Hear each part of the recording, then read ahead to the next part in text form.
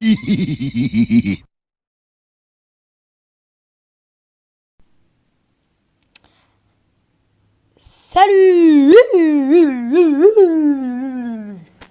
Ouais, c'est de la merde sans trop.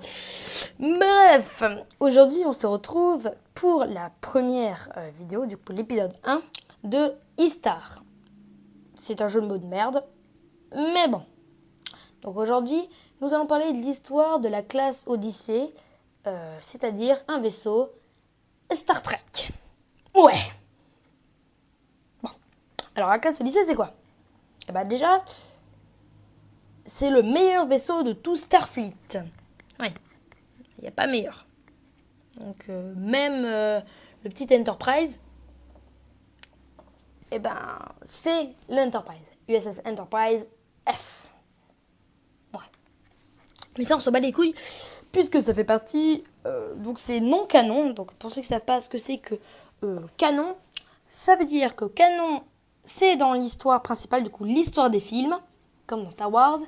Et si c'est pas canon, bah, ça fait pas partie de l'histoire des films, c'est-à-dire les trucs rajoutés. Si dans Star Wars nous avons Star Wars du coup The Old Republic, et ben sur Star Trek nous avons Star Trek Online. Mais bon, on va pas parler du jeu vidéo, on va parler plutôt du vaisseau. Donc qui est le vaisseau un peu le plus puissant du jeu. D'ailleurs c'est celui qui a le plus de variantes dans le jeu. Mais bon. Donc la classe Odyssée est un vaisseau spatial de la Fédération qui est le sommet de la conception de vaisseaux. C'est le best du best. Donc il a été construit au XXe siècle et a été conçu pour être un dreadnought, accent anglais parfaitement nul, un explorateur et un croiseur. Donc, bah, à ce niveau-là, on peut dire que c'est pas mal. Mais bon, il est en taille beaucoup plus gros que le plus gros vaisseau qu'on avait pour l'instant, c'est-à-dire le Galaxy de Jean-Luc Picard. J'adore ce même putain. Parce qu'il passe dans toutes les situations, hein. Regardez. Des toutes petites bites. Ça passe. Si je dis, j'ai mis de la javel dans la gamelle du chat. Ça passe aussi. Mais bref. Donc, les caractéristiques de ce vaisseau. Donc, c'est en type de vaisseau, comme on l'a dit, Dreadnought, Explorer, Croiseur, la totale. C'est du coup un vaisseau de Starfleet qui a servi pendant à partir du 25e siècle. Ses dimensions sont énormes. La longueur 1062 mètres, la largeur 374 mètres et la hauteur, donc la taille, 148 mètres. C'est énorme. Pour les caractéristiques intérieures du coup du vaisseau, on peut avoir l'équipage qui est de 2500 hommes et femmes qui travaillent du coup à bord de ce truc là. C'est même plus un vaisseau à ce niveau là, c'est une ville. Mais il est peut-être gros, mais il a une vitesse énorme. Eh bien oui, sa vitesse donc normale est de 9,99 transwarp drive avec un entraînement avancé et une impulsion quantique. Si vous n'avez rien compris, c'est absolument normal. En gros, c'est veut dire qu'il a un réacteur quantique. Et si vous ne savez pas ce que c'est que la science quantique, et bien la science quantique, c'est bizarre. Voilà, c'était tout pour moi. Donc, eh bien, ce vaisseau, il a une vitesse énorme déjà. Donc, une vitesse de croisière de 9,99 transwarp, ce qui veut dire qu'il est à 9, on s'en bat les couilles, on va dire 9 on s'en bat les couilles, vitesses lumière. on s'en bat les couilles, On peut dire 10 vitesses lumière. on s'en bat les couilles, on s'en bat les couilles, Ce qui est bizarre. C'est pas à dire, mais c'est comme si on disait 10 km/h, bah là c'est 10 vitesses lumière. C'est Star Trek, c'est bizarre. Son armement, bon, bah, c'est un armement un peu pourri, donc c'est des phasers, donc, bah, comme des mitraillettes, mais sauf que bah, ça tire du laser. Comme dans Star Wars, voilà, pour ceux qui voient. Il a des torpilles laser, oui, parce que tout le monde aime les torpilles laser, hein, c'est bien connu.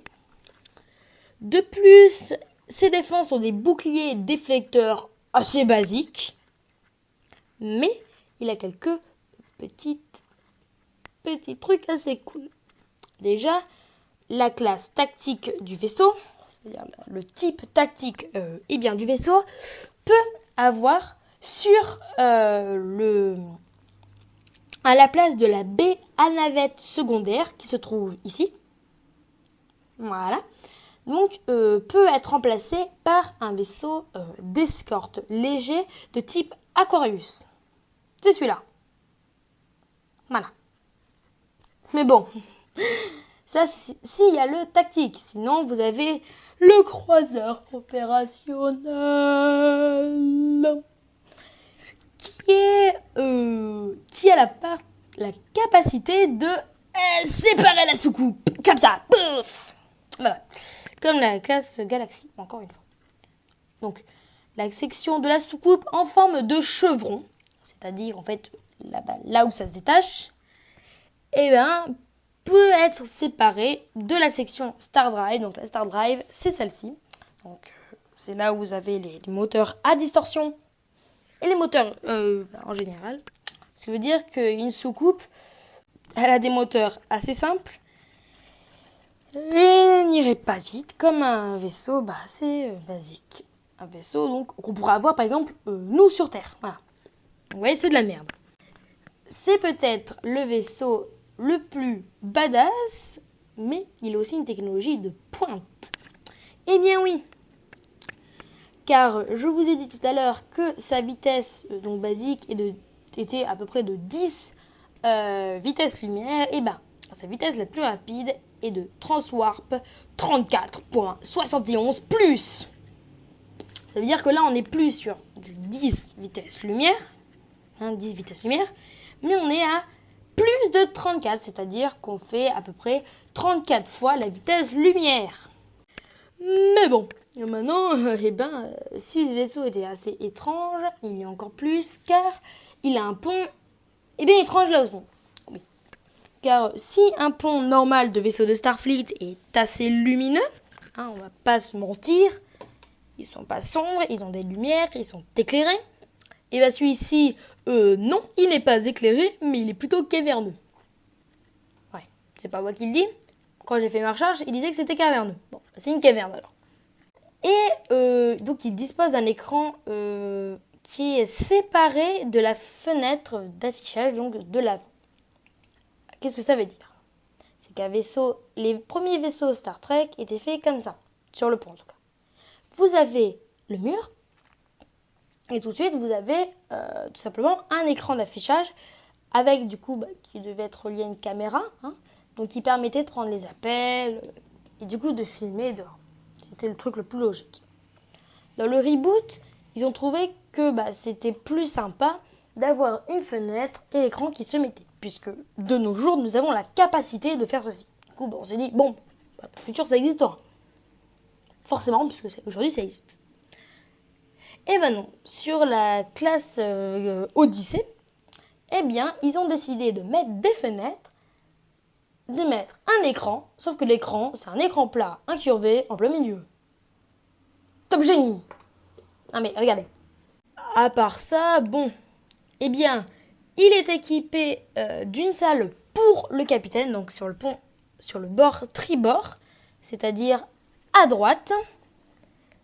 Il est aussi équipé d'un turbolift, c'est-à-dire un ascenseur qui peut aller dans toutes les directions. Droite, gauche, haut, bas. Donc voilà. Permettant donc d'accéder au reste du vaisseau. Sur le bord gauche. Sinon, on peut descendre un pont en dessous du pont normal. Et là, vous avez de nouveau des consoles, donc pour des personnes qui travaillent sur le vaisseau. Sauf que là, ils sont en dessous du pont. Tu sais, ils ne pouvaient pas le mettre avec le reste des gens. Donc, eux, ils les ont foutus en dessous. Voilà, dans votre cul. Sinon, pour l'histoire, le prototype USS Odyssey a été lancé en 2409. C'est pas mal. Il a effectué une croisière d'essai.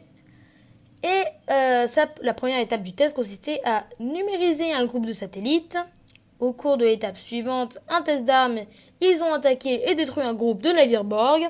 Attention, inhabités. C'était des vaisseaux Borg abandonnés qui avaient été placés pour faire des cibles. Oui, parce qu'ils n'allaient pas vraiment se battre contre des vaisseaux qui pouvaient répliquer. Sinon, le vaisseau tout neuf, il aurait fait comme ça.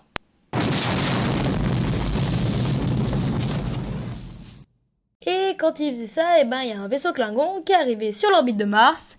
Le capitaine, tout gentil, prend son vaisseau, il l'emmène sur l'orbite de Mars et il défonce le vaisseau Klingon. Ça n'a jamais été vu comme ça. Ils lui ont fait tellement de dommages en très peu de temps que le vaisseau il est parti. Oups, pardon pour ce bruit. Bon, à ce niveau-là, c'était quand même un des meilleurs vaisseaux. Et du coup, qu'est-ce qu'on fait quand on a le meilleur vaisseau ? Quand on n'a pas d'imagination, on en fait le vaisseau le plus connu aussi, l'USS Enterprise. Et du coup, l'USS Enterprise F est né. Il est lancé en 2409, tiens, comme le prototype, sous le commandant du capitaine Vauquelchon. Bon, la première mission, c'est de mener des renforts Starfleet à la station Deep Space Nine, accent de fou, donc pour aider la base à récupérer des matières premières. Donc les navires de classe Odyssée ont également été aperçus sur le commandement de l'Empire Terrande lors de leur attaque interuniverselle sur la guerre de Votil. Donc voilà pour cette première vidéo. Alors je vous l'accorde, elle n'est pas parfaite, elle est absolument nulle par rapport à ça. Donc c'est ma première vidéo, j'espère qu'elle vous aura plu. Mais voilà, ça va être cool. Si vous pouvez me donner votre avis dans les commentaires. Le problème c'est que on est en vacances, du coup il n'y aura personne. Du coup je me suis fait chier pour faire cette vidéo alors qu'il n'y a personne. Mais c'est pas grave. Allez, j'espère que cette vidéo vous a plu. La prochaine vidéo sera du coup sur un personnage, un vaisseau, un personnage connu ou peut-être pas de l'univers Star Wars. Allez, on jette tout. Petit bruit, désolé. C'était Astro. Terminé.